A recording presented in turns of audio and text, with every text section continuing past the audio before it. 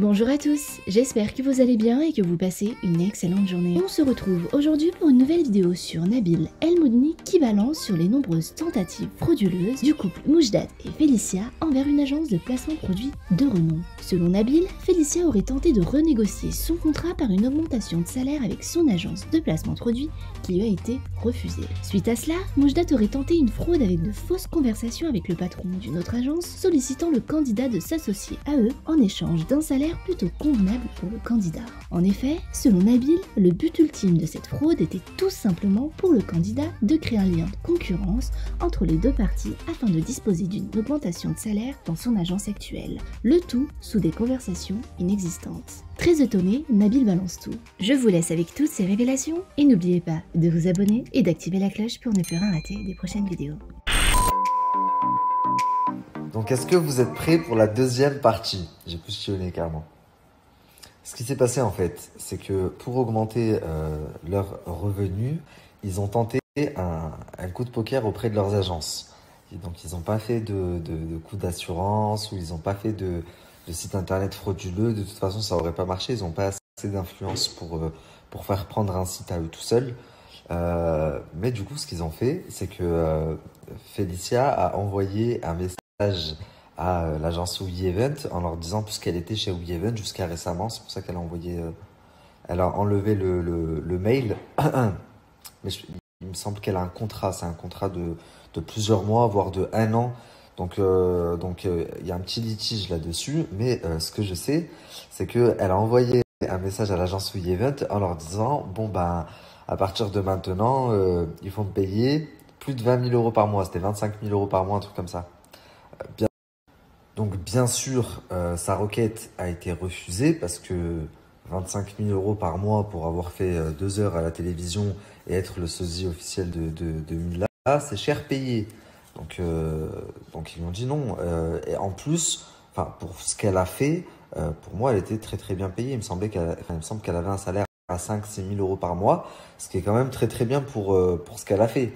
Et je pense qu'elle aurait dû être patiente et attendre d'évoluer, de prendre en expérience dans ce milieu avant de renégocier son contrat. C'est pas parce que tu t'es installé dans une belle maison que tu as pris en valeur et que du coup tu demandes 5 fois ton salaire initial. C'est pas possible. Donc ça lui a été refusé et du coup ce qu'a fait Moujdat, tenez-vous bien, et là ça a atteint le summum, j'ai jamais vu ça de toute ma vie entière. Donc sans rentrer dans les détails, vous savez le gros de l'histoire, et croyez-moi, je le tiens de source sûre, ce qu'a fait lui, Moutard, c'est encore pire. Parce que lui, il est chez Influence Life. Donc Félicia était chez WeEvent et Moutard est chez Influence Life.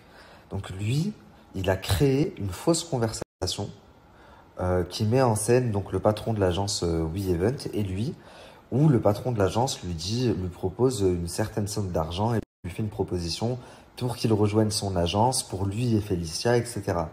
Sauf que, d'après mes informations, le patron d'Influence Life a appelé le patron de WeEvent et que du coup, il s'est fait griller.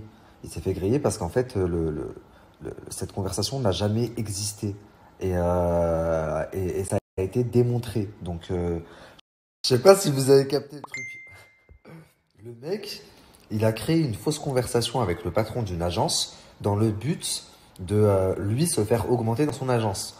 En mode, ouais, regardez ce qu'on me propose et tout, donc si vous voulez me garder, il faut m'augmenter. Tu réfléchis ou comment ils réfléchissent dans leur tête.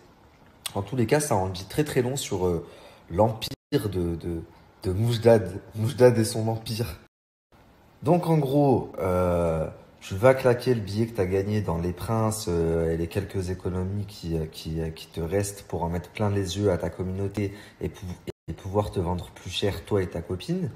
Mais comme tu peux pas assumer ce train de vie, parce que c'est quand même 18 000 $ par mois, tu vas jusqu'à créer de fausses conversations, faire du chantage à ta meuf pour qu'elle dise à son agence, soit vous m'augmentez de 25 000 balles, soit j'arrête de travailler avec vous. Toi, tu crées une fausse conversation entre le patron de telle agence pour que ton agence à toi t'augmente. Vous croyez dans un film ou quoi? On est où?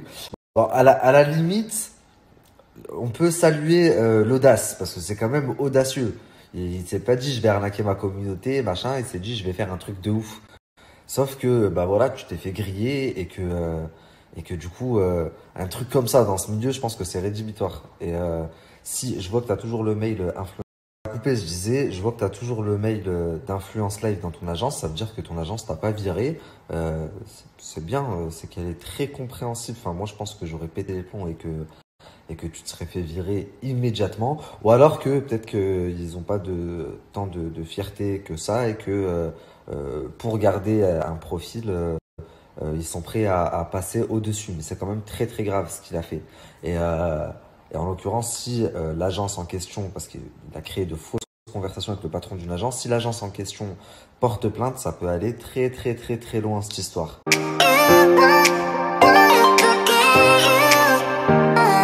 You